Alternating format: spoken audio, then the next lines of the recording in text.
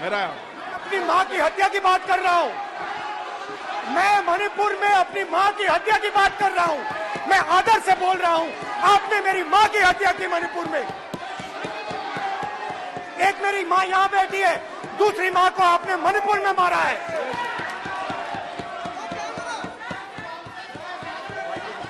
और हर रोज जब तक आप हिंसा को बंद नहीं करोगे तब तक आप मेरी माँ की हत्या कर रहे हो। हिंदुस्तान की सेना मणिपुर में एक दिन में शांति ला सकती है। हिंदुस्तान की सेना का प्रयोग नहीं कर रहे हो क्योंकि आप हिंदुस्तान को मणिपुर में मारना चाहते हो।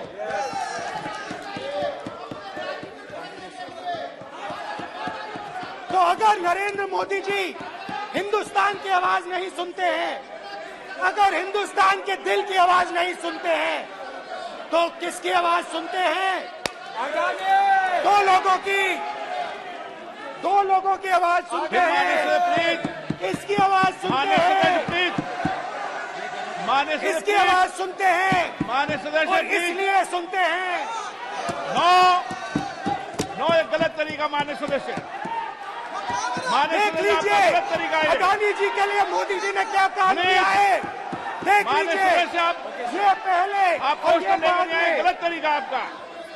माननीय सदस्य आपका गलत तरीका है। आप सीनियर सदस्य हैं, आप इस तरीके का व्यवहार सदन में मत करिए। आप बात करिए लेकिन इस तरीके से पोस्टर लाना ये उचित नहीं है किसी तरीके से। रावण दो लोगों की सुनता था। रावण दो लोगों की सुनता था, मेघनाथ और कुंभकर्ण। वैसे ही नरेंद्र मोदी दो लोगों की सुनते हैं, अमित शाह और अडानी।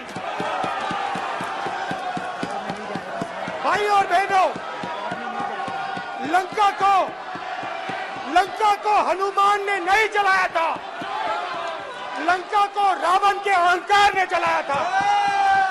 प्लीज माननीय सदस्य आप संयमित बोले। आप ये सदन है, आप तरीके से बोलिए। माननीय राम ने रावण को नहीं मारा था, रावण के अहंकार ने रावण को मारा था।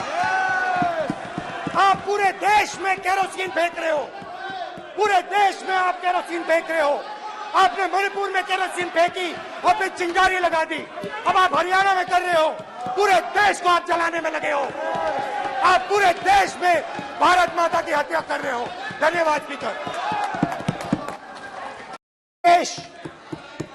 इस देश की लोगों की आवाज है, इस देश के लोगों का दर्द है, दुख है, कठिनाइयां हैं। और अगर हमें इस आवाज को सुनना है तो हमारे दिल में जो अहंकार है, हमारे जो डिजायर्स हैं, हमारे जो सपने हैं उनको हमें परे करना पड़ेगा। जब हम अपने सपनों को परे करते हैं तब हमें हिंदुस्तान की आवाज सुनाई देती है, तब तक हिंदुस्तान की आवाज हमें नहीं सुनाई देती। अब आप कहोगे ये बात मैंने नॉन कॉन्फिडेंस मोशन में क्यों रखी?